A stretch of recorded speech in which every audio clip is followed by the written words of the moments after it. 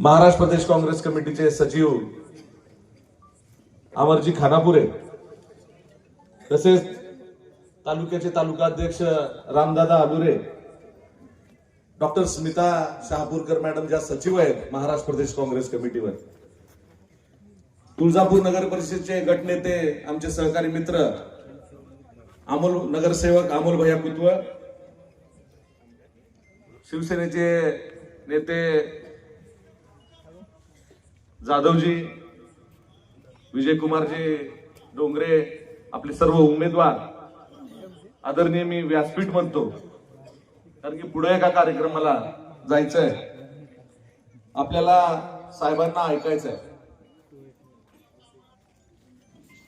आज त्या काटगाव मधील जे उमेदवार आपण दिलेले आहेत साहेब, सर्वसामान्य कुटुंबातील उमेदवार दिलेले आहेत, ज्यांची जनतेची नाळ आहे। त्याच्या आधी त्यांनी सुनीलजी रोकडे यांनी सरपंच पदाची निवडणूक लढवली, काही मतांनी त्यांचा या ठिकाणी पराभव झाला। नक्कीच या ठिकाणी त्यांचं जे काही कर्तृत्व आहे हे येणाऱ्या निवडणुकीतून ते आपल्या सर्वांच्या आशीर्वादाने दाखवून देतील। आज भाजपचे जे काही उमेदवार आहेत,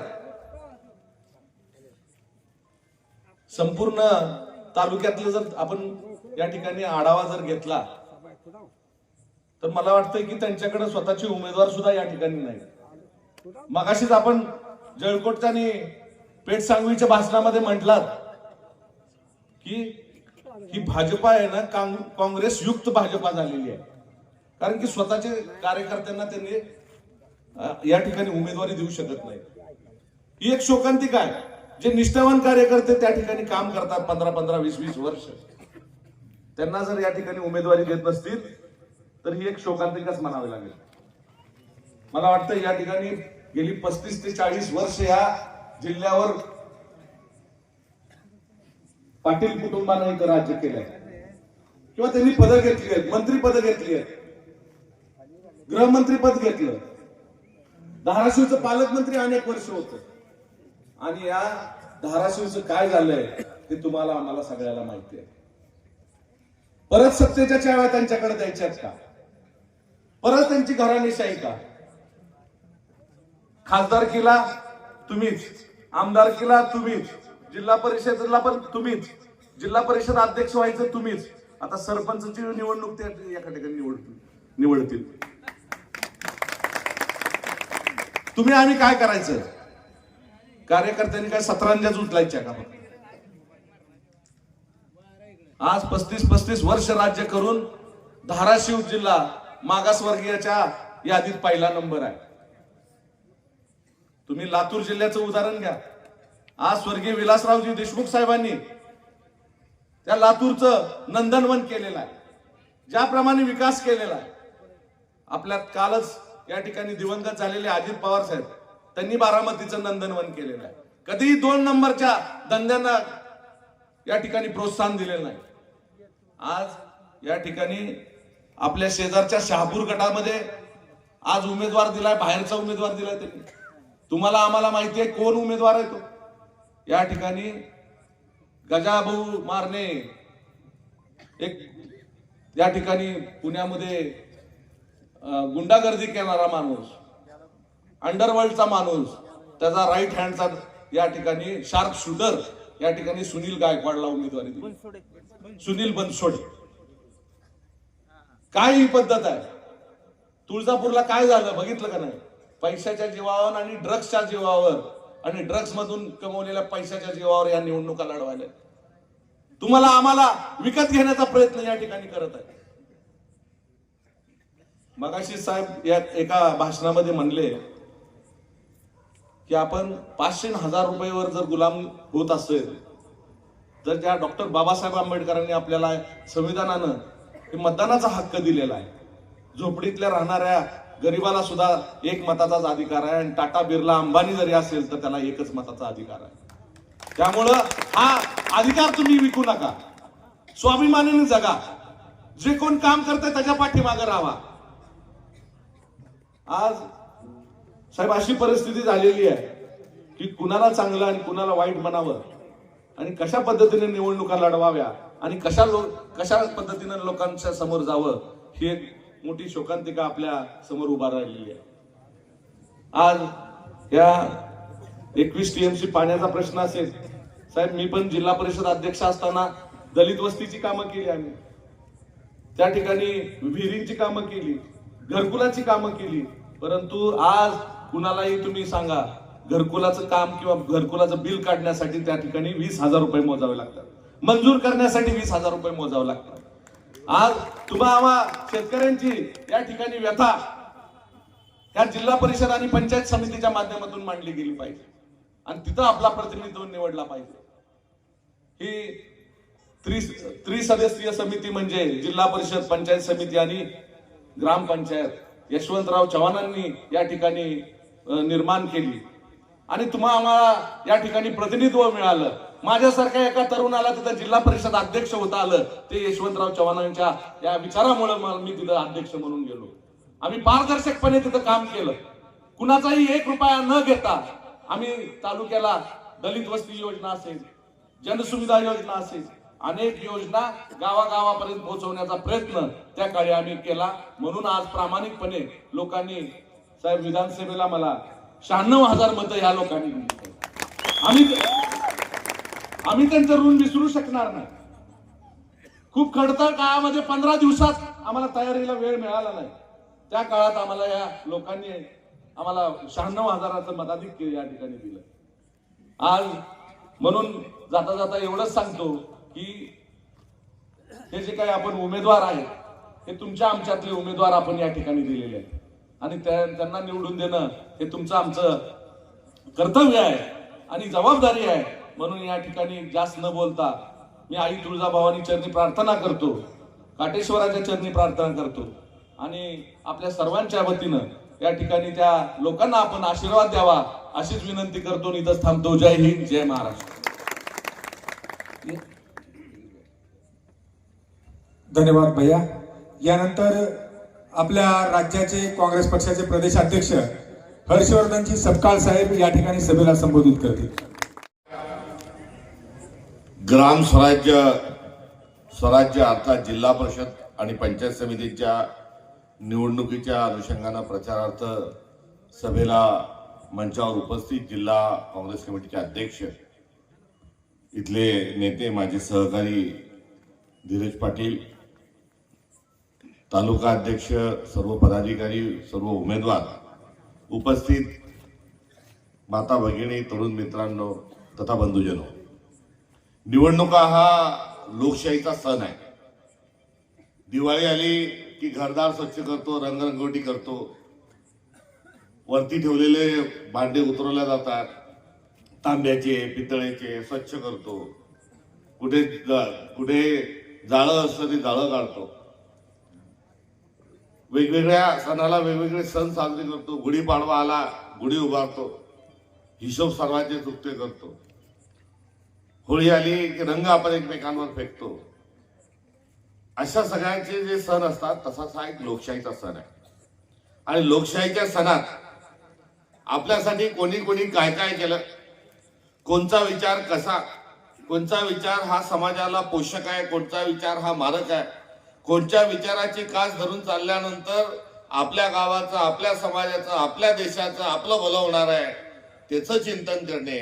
आणि पित्तरपाठ लागल्यानंतर आपण आपल्या वाडवडिलांची आठवण करतो आणि एका पित्राला बोलवतो, त्याला ताटावर बसवतो, त्याचे हातपाय धुतो, त्याचा पूजा करतो, त्याच्या कपाळाला आपण कुंकू लावतो, चंदन लावतो, पाया पडतो आणि आपला जो समाज आहे, आपला जो देश आहे हा त्याच्यातही बाप बघतो आणि त्याचा नमस्कार करताना सांगतो की अरे माझ्या पूर्वीच्या पिढ्यांनो, माझ्या बापदादांनो, माझ्या आजांनो, पंजांनो, तुम्ही राबले म्हणून आज मला हे घर आहे, तुम्ही राबले म्हणून आज हा माझा जीव आहे आणि त्यांच्या पुढे आपण नतमस्तक होतो. या सर्वांचा संदर्भ 15 ऑगस्ट 1947 नंतर लोकशाहीने एक नवीन आपल्याला काही तारखा दिल्या आहेत, नवीन सण आपल्याला दिले आहेत आणि ते सणही तेवढ्याच भक्तिभावाने आपल्याला करावे लागणार आहे. आणि त्या भक्तिभावाने जर आपण केले नाही, आपण दिवाळीच्या दिवशी जर बोकड्या कापला, कोंबडं कापलं, तर त्याला संस्कृती म्हणणार नाही, त्याला आपण विकृती म्हणू. आपण गुढीपाडव्याच्या दिवशी एकमेकावर रंग फिरवले आणि शिळ्याची लाखोली वाद केलो तर तिलाही आपल्याला विकृती म्हणावं लागेल. शेवटी संस्कृती आणि विकृती म्हणजे काय, तर आपण आपल्या घरामध्ये स्वतःच्या ताटातलं अन्न स्वतः खातोय, ही झाली स्वकृती. बाहेरून एक माणूस भुकेला चाललाय, वाढावा माया म्हणून रस्त्यावरून फिरतोय, भुकेला आहे, त्याला घरात बोलवलं, आपल्या ताटातलं अर्धा अन्न त्याला दिलं, अर्धा अन्न स्वतः खाल्लं. प्रसंगी उपाशी राहून भुकेल्याला भाकर देणं ही झाली संस्कृती, स्वतःसाठी जेवण ही झाली स्वकृती. आणि एखादा माणूस जर जेवतोय तर जाऊन त्याच्या एक गालफाडात आणायची, त्याला मारायचं आणि त्याचं सगळं हिचकून घ्यायचं आणि स्वतः खायचं, ही झाली विकृती. तर आपली संस्कृती काय, आपला धर्म काय, आपण आपल्या ज्या जाती धर्मामध्ये जन्माला तो एक आपला धर्म असतो आणि एक भारतीय नागरिक या नाताचाही आपला एक धर्म आहे.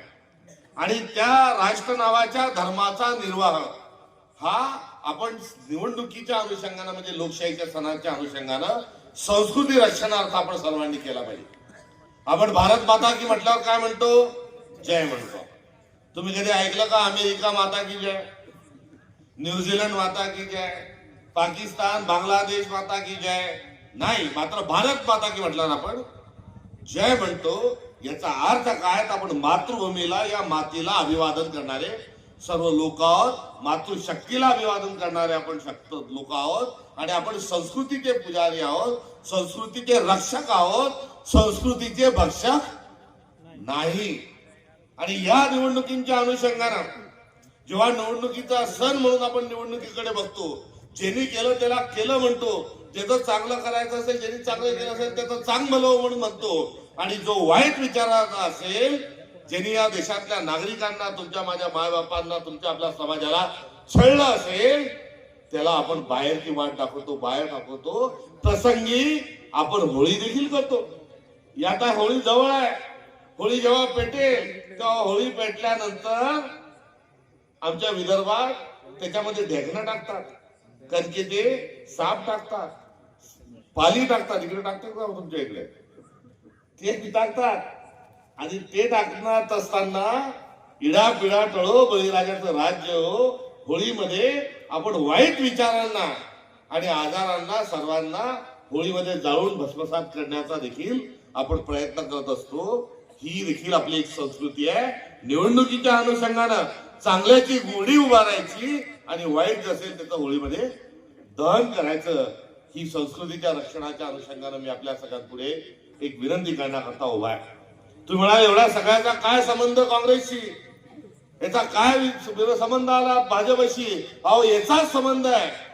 कारण काँग्रेसने या देशातल्या मातीला, या देशातल्या जनतेला, या देशाच्या परंपरेला कायम ठेवण्याचं काम केलं, त्याला जतन करण्याचं काम केलं. परिवर्तनाच्या अनुषंगानं, महामानवांच्या योगदानाच्या अनुषंगानं नतमस्तक होण्याचं काम केलं. भारताचं जे संविधान आहे त्या संविधानामध्ये प्रभू श्रीरामाचं, लक्ष्मणाचं, सीतेचा त्यामध्ये फोटो आहे, त्यामध्ये त्यांचं चित्र काढलेलं आहे. त्यामध्ये हनुमान जो आहे, हे हनुमान संजीवनी बुटीसाठी पर्वत उचलत असतानाचा फोटो त्यामध्ये आहे. शिवाजी महाराजांचा फोटो त्यामध्ये आहे, महावीरांचा फोटो त्यामध्ये आहे, मौलाना टिपू सुलतानचा फोटो त्यामध्ये आहे, महावीरांचा फोटो त्यामध्ये आहे आणि श्रीकृष्णाचाही फोटो त्यामध्ये आहे आणि गुरु नानकांचा, गुरु गोविंद साहेबांचाही फोटो त्यामध्ये आहे. आपल्या संविधानामध्ये ज्या ज्या परंपरेने माणसांनी माणसाशी माणसासारखं वागावं शिकवल्या सर्वांचा त्यामध्ये उल्लेख आहे. आणि हा उल्लेख आणि हे चित्र लावण्याचा अर्थ काय की ही परंपरा आपल्याला पुढे घेऊन जायची. या देशामध्ये दोन प्रकारचे विचार आहेत. एक विचार हा आहे की आम्हीच श्रेष्ठ, आम्हीच मोठे आणि सर्व राजसत्ता आम्हाला आमच्या जवळ पाहिजे, सर्व धर्मसत्ता आमच्या जवळ पाहिजे असा मानणारा एक वर्ग आहे. आणि दुसरा जो वर्ग आहे तो वर्ग आहे की हा देश सर्वांचा आहे, हा देश सगळ्यांचा आहे. यामध्ये गरीबाला हिस्सा असला पाहिजे, श्रीमंताचाही असला पाहिजे, झोपडपट्टीतलाही असला पाहिजे, आदिवासाचा असला पाहिजे, पतदलिताचा, दलिताचा असला पाहिजे, महिलांचा असला पाहिजे, पुरुषांचा असला पाहिजे. हा देश सर्वांचा आहे हा कोणी भोपंजी एका माणसाचा देश नाही, हा नावाचा एक विचार आहे. आता या विचारातला श्रेष्ठ विचार कोणचा? तर हा देश सर्वांचा आहे, हा समाज सर्वांचा आहे, हा एक विचार आहे. आणि हा मुठभर लोकांचा एक देश आहे, हा एक विचार आहे. कोणत्या विचाराच्या बाजूने उभं राहिलं पाहिजे? तर समाजवादाच्या विचाराच्या अनुषंगानं. दुरितांचे तिमिर दाव, विश्वस्व धर्म सूर्य पाहो, जो जे वांछील तो ते लाहो, प्राणी जातय पसायदानातलं दान जे आहे तो मागणारा एक विषय. तो दुसरा विषय हा भेदभाव करणारा विषय. दुसरा विषय काय म्हणतो की स्त्री पुरुष समानता आम्हाला मान्य नाही, पुरुष प्रधान संस्कृतीत आम्हाला मान्य आहे, असा एक विचार आहे. आणि दुसरा जो विचार आहे तो म्हणतात की स्त्री पुरुष भेदभाव नसला पाहिजे, स्त्री पुरुष सगळा एक आहे, हा एक विचार आहे. कोणत्या विचाराच्या मागे उभं राहायचं? बोला जरा सांगा. स्त्री पुरुष समानतेच्या विचारानं उभं राहायचं. आणि भारतीय जनता पक्ष जो आहे हा भारतीय जनता पक्ष विषमतावादी आहे. भारतीय जनता पक्ष हा भेदभाव करणारा आहे. भारतीय जनता पक्ष हा बहुजनांच्या हिताचा नाही, बहुजनांच्या मालक आहे. तुम्ही म्हणाल कसं? छत्रपती शिवाजी महाराज तुमची माझी आन बान शान. शिवाजी महाराजांनी किल्ल्यामागे किल्ले जिंकले आणि सत्य शेवटी त्यांना राजा करण्याचा निर्णय झाला. शिवाजी महाराजांचा राज्याभिषेक करायचा तर शिवाजी महाराजांनी त्यांचे प्रधान पाठवले, त्यांचे सुभेदार पाठवले की जा आणि मुहूर्त काढून आणा. मात्र शिवाजी महाराजांचे मावळे जेव्हा मुहूर्त काढायला गेले तेव्हा ज्यांच्या हातात धर्म व्यवस्था होती त्यांनी सांगितलं की शिवाजी महाराज शूद्र आहे, शिवाजी महाराजांचा राज्याभिषेक होऊ शकत नाही. शिवाजी महाराजांचा राज्याभिषेक होऊ शकत नाही म्हणणारा विचार हा भारतीय जनता पक्षाचा विचार आहे. आजही शिवाजी महाराजांचा राज्याभिषेक नाकारणं ही चूक नाही असं लिखाण करणाऱ्या सावरकरांना, असं लिखाण करणाऱ्या गोळवलकर गुरुजींना भारतीय जनता पक्षामध्ये फार उच्च स्थान आहे. तिथे शिवाजी महाराजांना, शाहू महाराजांना, महात्मा ज्योतिबा फुलेंना ते स्थान नाही. अधिक पुढे जाऊन येत असताना सावित्रीबाई फुलेंनी काय केलं तर मुलींची पहिली शाळा काढली. आणि मुलींची पहिली शाळा काढली हे चांगलं काम आहे. मात्र मुलींच्या शाळेत जात असताना त्यांच्या अंगावर दगड फेकले, शेण फेकलं, विष्ठा त्यांच्या अंगावर टाकली, त्यांना शिव्या दिल्या. शिव्या देणारे लोक कोण होते? मुस्लिम लोक होते का? काही दुसरे अजून ब्रिटिश मधले लोक होते का? अजून काही ऑस्ट्रेलियातले लोक होते का? या भारतातलेच लोक होते. शिवाजी महाराजांच्या राज्याभिषेकाला विरोध करणारा औरंगजेब होता का? अजून काही दुसरे होते का? शिवाजी महाराजांच्या राज्याभिषेकाला विरोध करणारे याच मातीतले लोक होते. सावित्रीबाई फुलेंच्या अंगावर शेण फेकणारे लोक याच मातीतले होते. बाबासाहेब आंबेडकर नाशिकच्या काळाराम मंदिरामध्ये जेव्हा गेले तेव्हा मंदिराचे कावड बनणारे लोक देखील याच देशातले होते. नवे तर हा सर्वांचा विचार हा भारतीय जनता पक्षाचा विचार आहे. आणि वारकरी संप्रदायाचा जो विचार आहे, येणे वागेतले तोषावे, तोषोनी मदत द्यावे पसायदान, मिले सूर मेरा तुम्हारा तो सूर बने हमारा, विविधता में एकता ही भारत की विशेषता. हा सर्व समाजवादाचा विचार एकीकडे आहे तर भेदभावाचा विचार एकीकडे आहे. भारतीय जनता पक्ष जो आहे हा भेदभावावर विश्वास असणारा, हा अस्पृश्यता पाळणारा, मुठभर लोकांचाच चांगलं झालं असणारा विचार आहे. तर काँग्रेसचा विचार हा सर्वांचं चांगलं झालं पाहिजे, सर्वांचं हित जोपासणार असणारा विचार आहे. आणि या संस्कृतीच्या निमित्तानं ही संस्कृती जी आपल्या देशाची ती काँग्रेस पक्षाजवळ आहे आणि विकृती जी आहे ती भारतीय जनता पक्षाजवळ आहे. आणि आता निवडणुकीच्या काळात आपलं मत कमळावर जाणं म्हणजे विकृतीला मतदान, आपलं मत पंजावर जाणं, काँग्रेसवर जाणं म्हणजे प्रबोधनकार ठाकरेंच्या बाजूने जाणं आहे. असंही मला आपल्याला या ठिकाणी सांगत असताना संस्कृतीला जाणं हा त्याचा असणारा जो सुयोग्य अर्थ आहे हा अर्थ आपल्याला सगळ्यांना समजून घ्यायचा आहे. आपण सण असला की अंगावर पाणी घेतो, आंघोळ करतो, अगरबत्ती लावतो, नमस्कार करतो आणि मग शुभ कार्य करायला जातो. आपण मोटरसायकल घेतली की तिला पूजा करतो, घरात कोणती वस्तू आली आपण त्याची पूजा करतो. आमचा शेतकरी पेरायला जातो तेव्हाही नारळ फोडतो आणि मग तो पेरायला जातो. तसंच येणाऱ्या मतदानाच्या दिवशी, येणाऱ्या 7 तारखेला आपण सकाळी उठायचं, आंघोळ करायची आणि थेट संस्कृती रक्षणाकरता आपण मतदान केंद्रावर जायचं. आणि मतदान केंद्रावर जात असताना विकृतीवाले लोक येतील, पैसे घेऊन येतील, जात घेऊन येतील, धर्म घेऊन येतील, पैसा फेक, तमाशा देख नावाचं नाटक खेळतील, तमाशा करतील, नागरिकांना नागवण्याचं काम करतील, नागरिकांना म्हणतील नाच मेरी बुलबुल की पैसा मिळेगा, मात्र यांच्या कोणाच्याही आपल्या दबावाला न येता या देशाला उभं करण्यामध्ये ज्यांचं योगदान आहे त्यांच्या पाठीशी आपण सर्वजणांनी उभं राहावं. म्हणून आज आपल्या तुळजापूर मतदारसंघातल्या, आज आपल्या धाराशिव जिल्ह्यातल्या नागरिकांशी चर्चा करण्याकरता आजच्या कार्यक्रमाच्या निमित्तानं मी या ठिकाणी उपस्थित आहे.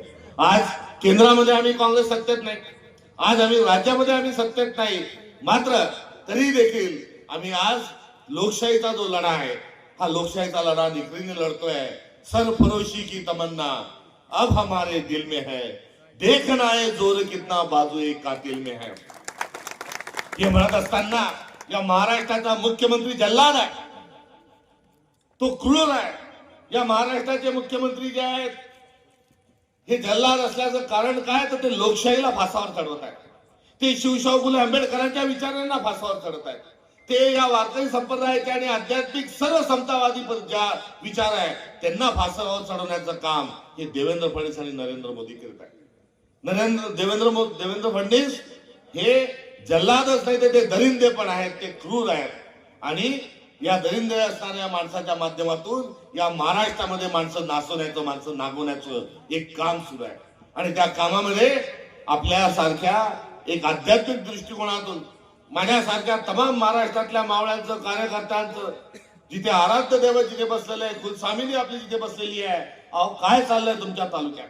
इथे आल्यानंतर, इथे भेटल्यानंतर, इथली माती कपाळाला लावल्यानंतर मेलेलाही माणूस जिवंत होईल अशा प्रकारची आपली कीर्ती आहे, अशा प्रकारची आपली महती आहे. मात्र काय चाललंय, धीरज पाटील कोण आलं तुळजापूरला निवडून, तो जो ड्रग्सचा धंदा करतो तो निवडून आला. आज टीव्ही लावल्यानंतर एमडी नावाची गोळी कोणची आहे ती सगळ्यात अधिक कुठे खपत असेल ग्रामीण भागात, तर तिथे धाराशिव जिल्ह्याचं नाव येतं. अरे कोण होतास तू, काय झालास तू, अरे वेड्या कसा वाया गेलास तू. हा देखील एक प्रश्न आजच्या कार्यक्रमाच्या माध्यमातून तुळजापूरच्या भूमिपुत्रांना या ठिकाणी विचारावं असं वाटतंय की आई तुळजाभवानी म्हटल्यानंतर अंगावर आमच्या शहारे उभे राहतात, मात्र उद्या माझा मुलगा, माझा नातू जर तुळजापूरला दर्शनाला जातो म्हटल्यावर त्याला थांबवण्याचं पातक आणि पाप आमच्या सारख्या महाराष्ट्रातल्या लोकांच्या हातून घडून देऊ नका. कारण तुळजापूरला काय भेटतं, तर प्रेरणा भेटते. हे माझ्या आज्यानी, माझ्या पंजानी, माझ्या बापानी मला सांगितलंय. मात्र तुळजापूरला काय भेटतं, तर ड्रग्ज भेटतात, एमडीची गोळी भेटते. असं जर उद्या तुमची बदनामी महाराष्ट्रभरामध्ये झाली तर याला जबाबदार कोण राहील, याला जबाबदार इथला नागरिक राहील. हे देखील या निमित्तानं आपल्याला सांगत असताना मला दुःख होत आहे. आणि आज ड्रग्जचे माफिया आहे. ड्रग्ज कुठे बनतात, तर ते उपमुख्यमंत्री एकनाथ शिंदे यांच्या शेताच्या जवळच एक शेत आहे, त्याच्या परिवारातला एक शिंदे नावाचा माणूस तिथे त्या शेतामध्ये काय करतो, तर त्या शेतामध्ये ड्रग्जची फॅक्टरी चालवतो. 43 लोक पकडले जातात, त्यातले 40 बांगलादेशांना पाठवून दिले जातं. 3 लोकांवर थातूर कारवाई होतं. आणि आपले मुख्यमंत्री म्हणतात तो मी नव्हेच, क्लीन चिट दूध लगेच मोकळे होतात. तिथलं एमडी, मुख्यमंत्र्यांच्या उपमुख्यमंत्र्यांच्या समितीतले एमडी हे जर तुमच्या इथे येत असेल आणि ते इथे येत असताना तेच माणसं त्याच पैशातून आपली पिढी जर नाचवत असतील, आपली पिढी जर नागवत असतील, तर आपण काय करणार, हा मूलभूत स्वरूपाचा प्रश्न आपल्या समोर या ठिकाणी उपस्थित करतो. आमचा भाऊ, आपल्या ग्रामीण भागातला कोणी माणूस दारू पिऊन घरात आला, बायकोला बदा मारायचा, ती माऊली बिचारी मार खाऊन घ्यायची आणि तो दारू पिणारा नवरा आहे त्या माणसाचा संसार कधीच चांगला होत नाही. ही ती जखम, हे दुःख आज रोजी आपल्या समाजातलं आहे. मात्र जर ड्रग्जच्या विळख्यामध्ये जर मुलगा सापडला तो त्या संपूर्ण घराला भस्मसात केल्याशिवाय तो राहत नाही. आणि एक पोरगा 100 पोरांना नाचवल्याशिवाय राहत नाही. एवढं मोठं संकट आज तुमच्यावर असताना आज याच्यात भरीच भर काय, माझे सहकारी धीरज पाटलांनी सांगता अत्यंत धक्कादायक बातमी सांगितली. आणि ती सांगितली की इथे ड्रग्जचे माफिया येऊन पैसे वाटून तुमच्या सगळ्यांच्या समोर मतदानासाठी येऊन भाजपचं चिन्ह जे आहे, जे विकृतीचं चिन्ह आपल्याला म्हटलं, ते दाबून या ठिकाणी पैशाच्या सत्तेच्या माझावर आणि भरोशावर निवडून येतात. हा खेळ इथेच थांबलेला नाही, तर हा खेळाने अजून एक अंक पुढे गेलाय. तुमच्या बाजूच्या मतदारसंघात कोण आलाय, शार्प शूटर आलाय. ही अभिमानाची बाब आहे की चिंतेची बाब आहे. आणि या चिंतेमध्ये जर आज चुकला तर येणारा काळ हा आपल्याला भस्मसात केल्याशिवाय राहणार नाही. जे कायदा सुव्यवस्थेचा आहे ते प्रशासनाचं आहे. वारेमाप भ्रष्टाचार चालू आहे, वारेमाप पैसे खाणं चालू आहे. या देशाचा पंतप्रधान जे आहे, या देशाच्या पंतप्रधानाला रावणापेक्षाही जास्त अहंकार झालाय. रावण तरी टीका सहन करून घेत होता, मात्र आपल्या मोदी साहेबांना टीका आवडत नाही. सगळी सत्ता मलाच मलाच मलाच, मीच मोठा मीच मोठा मीच मोठा. किती मोठा? तर त्यांनी सांगितलं की आय एम नॉट बायोलॉजिकल. तुम्ही मी आपल्या आई वडिलांनी आपल्याला जन्म दिलाय. मी आईच्या उदरात 9 महिने राहून या पृथ्वीवर आलोय आणि माझं आयुष्य पूर्ण झाल्यानंतर माझ्या अशी देहाची माती इथेच होणार आहे आणि इथल्याच मातीमध्ये जाणार आहे. इथल्याच मातीतून आलो, मायबापांनी मला जन्म दिला आणि इथेच मी मरणार आहे. ही माझी अवधारणा नाही, तर हे सत्य आहे. मात्र या देशाचा पंतप्रधान म्हणतो आय एम नॉट बायोलॉजिकल, म्हणजे मला आई वडिलांनी जन्म दिलेला नाही, मी वरून खाली आलो. एवढा खोटारडा माणूस आपल्या देशाचा पंतप्रधान आहे. आणि तो पंतप्रधान असताना आपण सर्वजण नागरिक हातावर हात ठेवून बसलेलो आहे.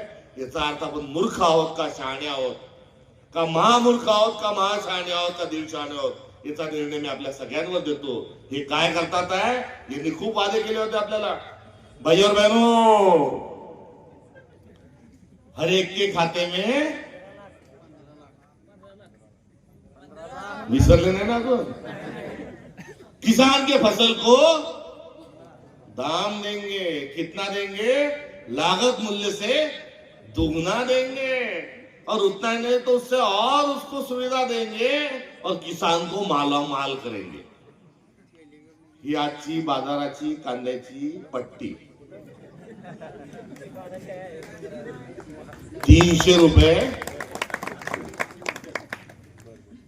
काय म्हणाले ते मोदी साहेब? काय झालं?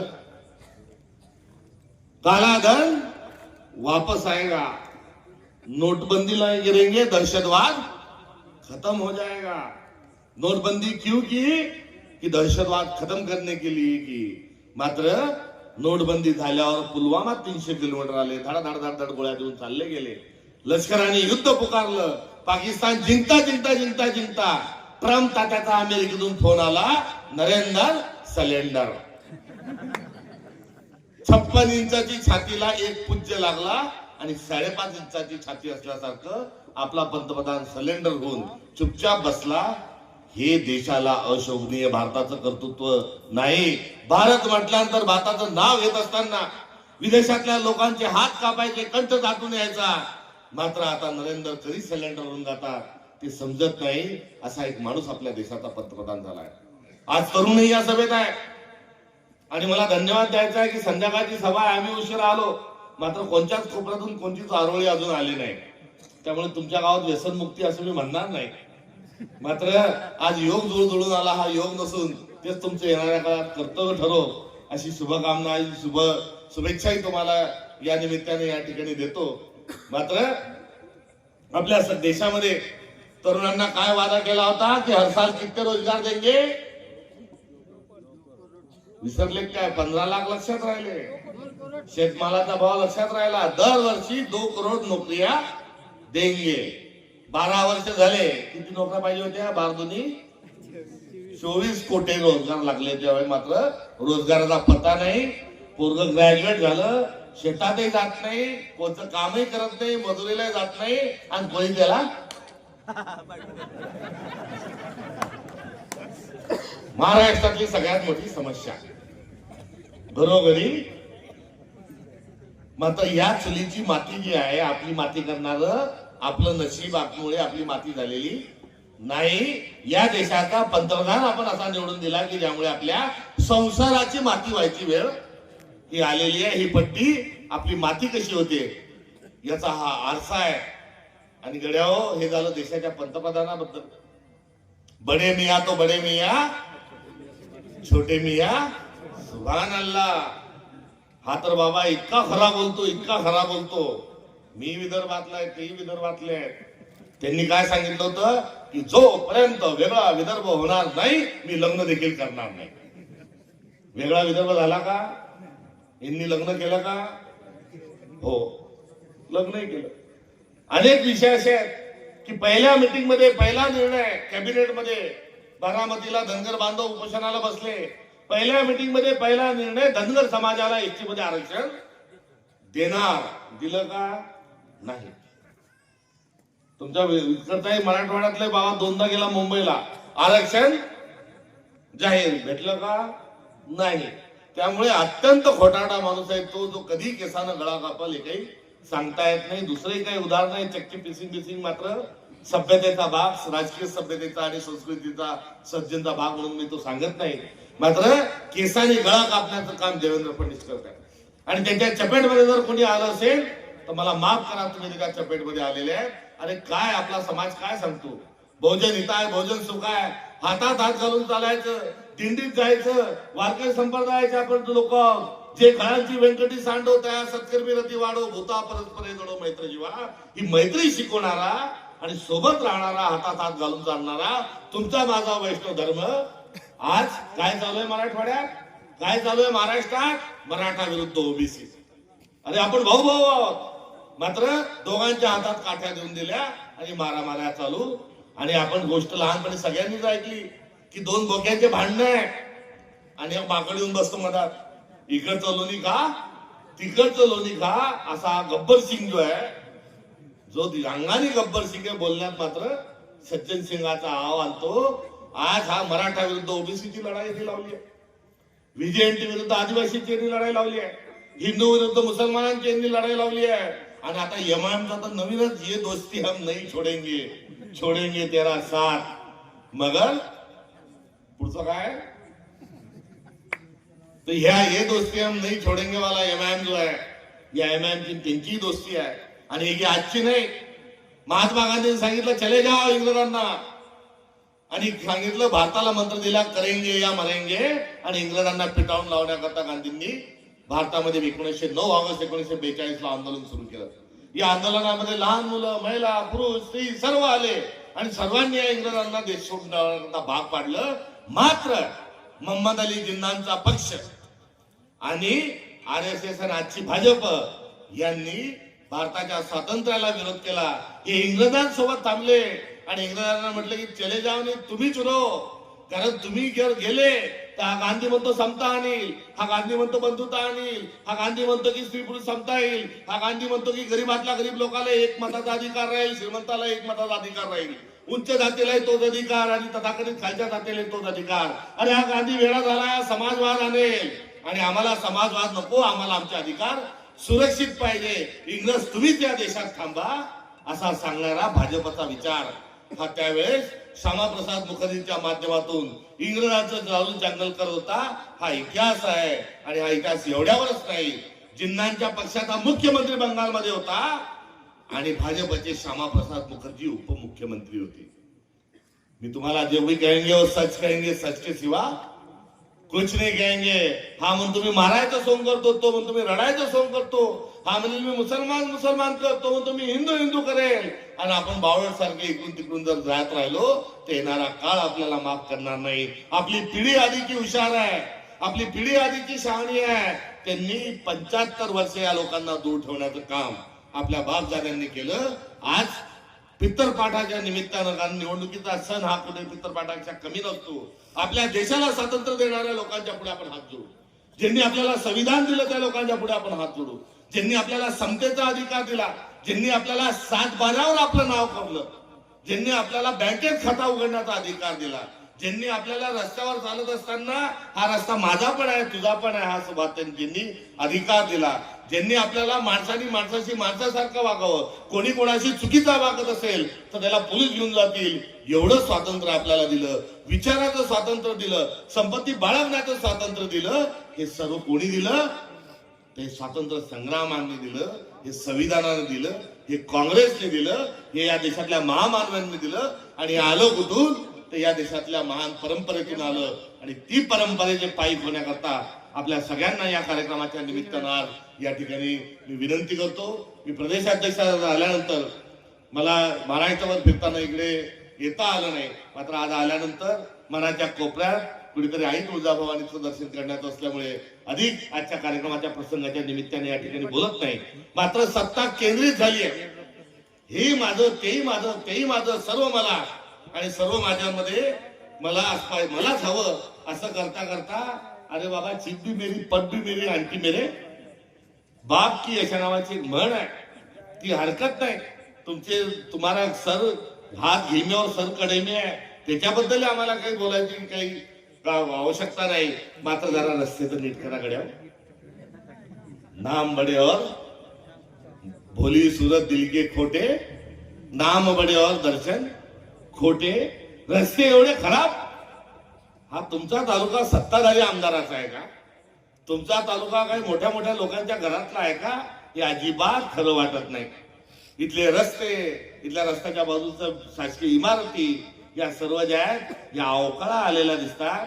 आणि ही अवकाळा त्या रस्त्यांची नाही, ही अवकाळा या ठिकाणच्या शासकीय कामकाजाची नाही, तर ही अवकाळा जी आहे ती कुठे आहे सांगू का राहू देव, समजणे वाले को. आता ही अवकाळा अजून तुम्हाला वागवायची आहे का? पिढ्या पिढ्या टळो बळीराजाचं राज्य. म्हणून इथल्या आमच्या उमेदवारानं काय सांगितलं की मायच्यान हा रस्ता मी समस्या करीन, कॅनल सोडवीन, नाही तर 5 वर्षात तुम्हाला तोंड दाखवणार. आता हे जर इथल्या आमदारांनी म्हटलं असतं इथल्या समस्येच्या अनुषंगानं, तर त्यांचं काय झालं असतं मला माहित नाही. मात्र रावणासारखे 10 तोंड असणाऱ्या, 10 तोंड 10 दिशेनं असणाऱ्या माणसाच्या तुम्ही नादी लागू नका. एवढंच या कार्यक्रमाच्या निमित्ताने या ठिकाणी सांगतो. आणि लोकशाही जी आहे ही तुमच्या आपल्या सगळ्यांचं राज्य म्हणजे लोकशाही. ही मुठभर हातातल्या लोकांचं राज्य म्हणजे लोकशाही नाही. नाही तर दिल्लीमध्ये हम दो हमारे दो. हम दो म्हणजे कोण? आता हे काही मला विचारू नका.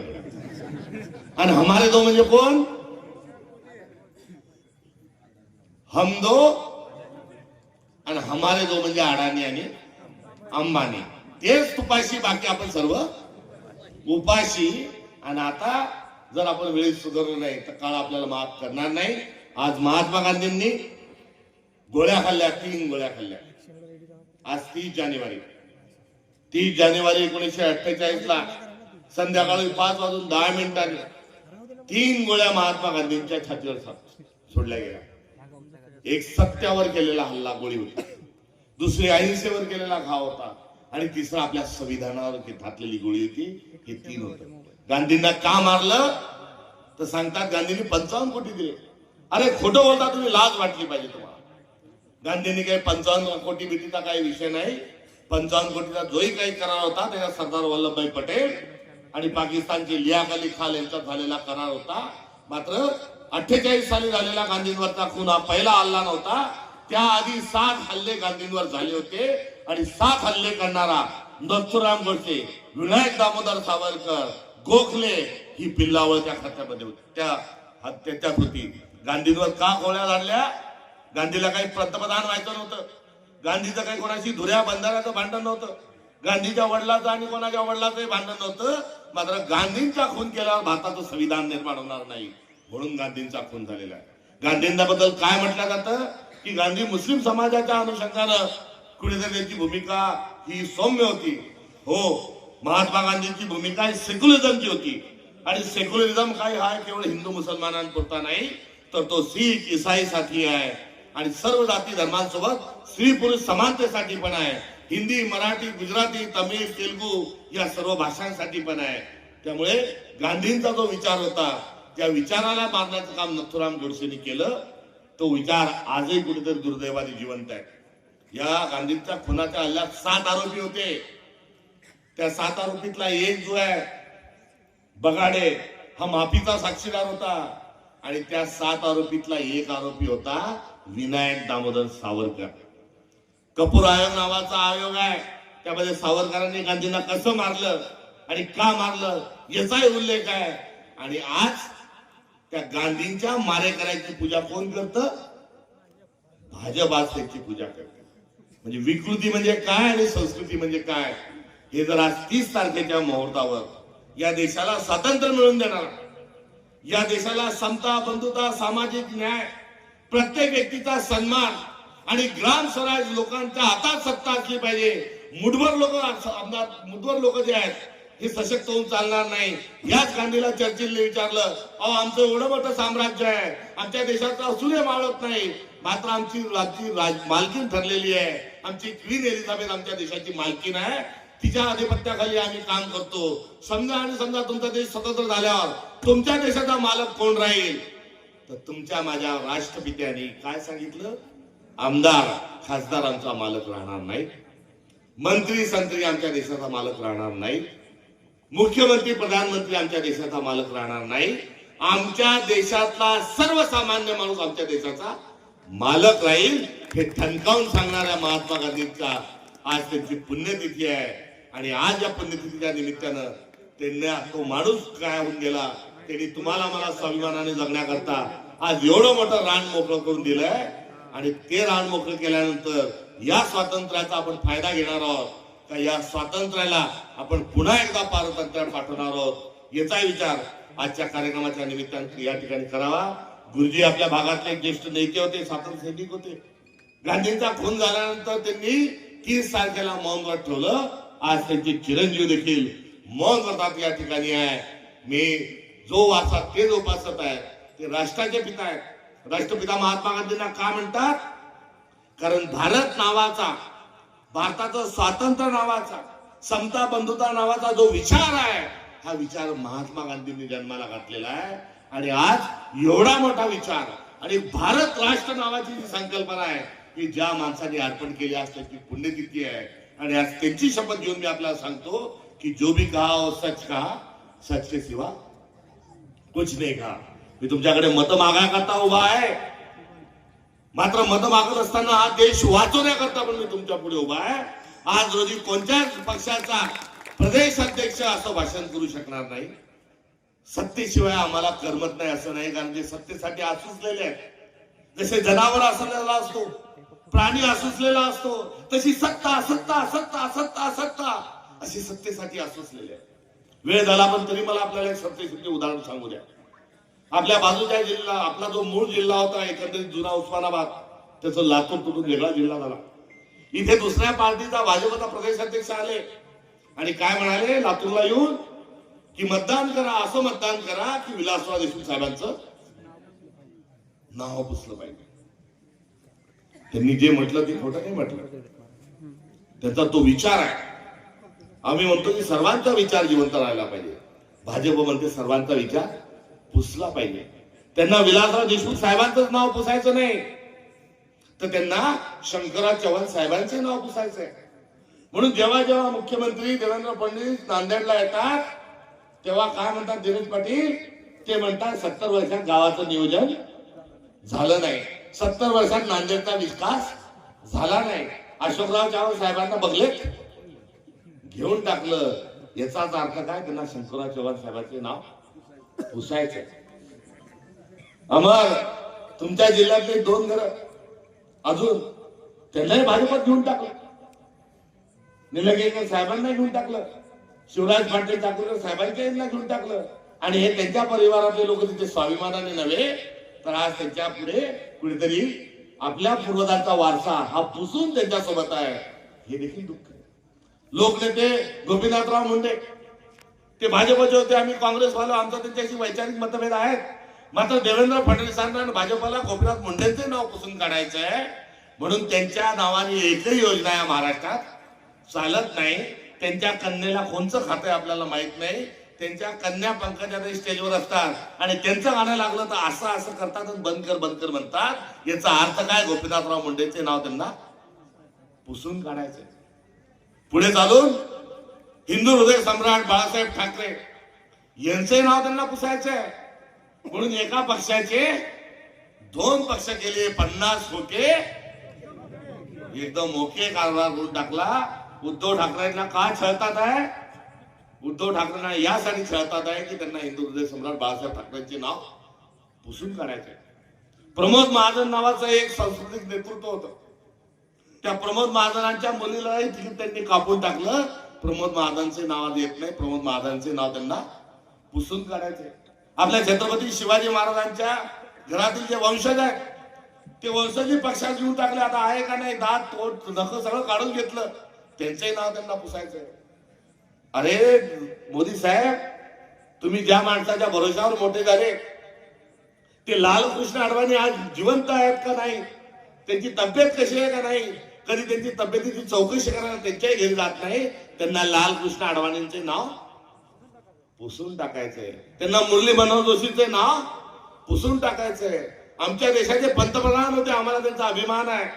राजकीय मतभेद आहेत त्यांच्याशी, मात्र अटल बिहारी वाजपेयी म्हटल्यानंतर एक सभ्य सुसंस्कृत माणूस म्हणून येथे कर माझे जुडती अशा प्रकारची भावना आमच्याही मनात आहे. मात्र अटल बिहारी वाजपेयींच्या जयंती पुण्यतिथीला एकही जाहिरात हे कधी देत नाही. आता ख्रिसमसच्या दिवशी गणपतीला सांताक्लॉज बनवून ख्रिश्चनाच्या वेशात यांनी दाखवलं. मात्र अटल बिहारी वाजपेयींची नो पुण्यतिथी, नो जयंती, अटल बिहारी वाजपेयींच्या नावावर एकही योजना नाही. याचा अर्थ काय? अटल बिहारी वाजपेयींचे नावही त्यांना पुसून काढायचंय. एवढंच नाही तर ज्या राष्ट्रीय स्वयंसेवक संघाने जी विषमतावादी, जी विकृत अशा प्रकारचं तत्वज्ञान मांडलं, त्या तत्वज्ञान मांडत असताना आम्ही त्यांचे घनघोर विरोधक आहोत संघाचे. मात्र संघाचे 2 नेते आहेत, गोळवळकर गुरुजी आणि डॉक्टर हेगडेवार. यांना यांचे नाव पुसून टाकायचे. हेगडेवारजीची, गोळवळकरजीची पुतळा काढून टाकायचा आहे, फोटो काढून टाकायचे. तिथे फक्त 2च फोटो लावायचे. कोणते 2? आता एवढं सांगितलं त्याचं उत्तर लागलं गड. त्यांचे फोटो काढायचे 2 फोटो, फक्त अमित शहा आणि नरेंद्र मोदी. याशिवाय सगळ्यांचेच नाव त्यांना तिथून देशातून पुसून काढायचे आहे. आणि मित्र, त्यांचेच नाव पुसल्या जाणार नाही म्हणून गुलुगुलू हसू नका. तुमचंही सातबाऱ्यावरचं नाव पुसून काढायचंय आणि अडाणी आणि अंबानीचं नाव. चुकीचं बोललो का खरं बोललो? खरंच मायचान हात वर. एक शब्द चुकीचा बोललो का? बाकीच्यांनी हात वर नाही गेले म्हणजे काय कारण आहे? 7-12 पुसल्यावर नका सांगू मग. त्यामुळे स्वातंत्र्य संग्रामाची दुसरी लढाई आता राहुल गांधींच्या नेतृत्वात ही काँग्रेसने पुकारलेली आहे. आणि यामध्ये आपलं कुंकू पुसणार नाही, आपला सातपुडा पुसला जाणार नाही, माझ्या माथ्यावरच्या माझ्या संस्कृतीचा तिलक पुसला जाणार नाही. आणि आपल्या सगळ्यांचा स्वाभिमान टिकेल याकरता भारतीय राष्ट्रीय काँग्रेसला आपण विजय करा हे हात जोडून आपल्या सर्वांना आव्हान करतो. आणि जे उमेदवार आहेत, रुपालीताई, सोनालीताई, सुरेश राव यांना विनंती करतो की त्यांनी समोर यावं. तद्वतच सुनील रोकडेजी आणि संगीताताई, उषाताई यांनी देखील पुढे यावं. अमोलराव पुढे येतील, आनंद निर्मळते येतील, शंकरदादा शिंदे हे सर्व उमेदवार पुढे येतील. आणि या सर्वांच्या पाठीशी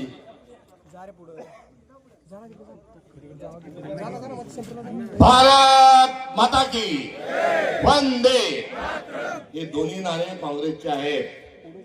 वंदे मातरमचा नारा घेत घेत काँग्रेसने स्वातंत्र्य मिळवून दिलेलं आहे.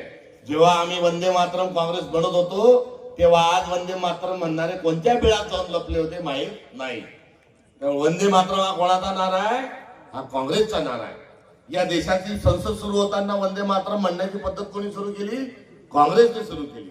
प्रत्येक कार्यक्रमामध्ये वंदे मातरम म्हणत असताना काँग्रेस कार्यक्रम सुरू करतो. मग विधानसभा असो, लोकसभा असो, काँग्रेसचा कोणताही कार्यक्रम असो.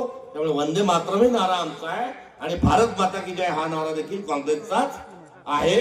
हे सत्य शेवटी या ठिकाणी सांगतो. आणि या सर्वांना आपण हात उंचावून आशीर्वाद द्यावे ही अपेक्षा करतो. जय हिंद, जय भारत.